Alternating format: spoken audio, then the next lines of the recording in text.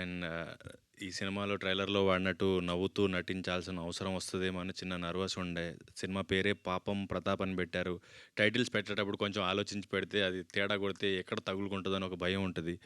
So ఎక్కడ పాపం తిరిగి అవుతానని భయం ఉండింది, కానీ వీరప్రతాప్ చేశారు. Thank you so much audience. And నర్వస్గా ఉండడం కామన్, కానీ ఎప్పుడైతే మెల్లగా టాక్ బిల్డ్ అయిందో, ఆరెంజెస్ కనబడుతున్నాయో చాలా హ్యాపీగా అనిపించింది. అండ్ ఈ సినిమా పర్టికులర్లీ నేను రాత్రి ప్రీమియర్స్ దగ్గర నుంచి ఈ రోజంతా అబ్జర్వ్ చేస్తున్నానంటే, ఆడవాళ్ళు ఎంత కనెక్ట్ అవుతున్నారు ఈ సినిమా కంటే.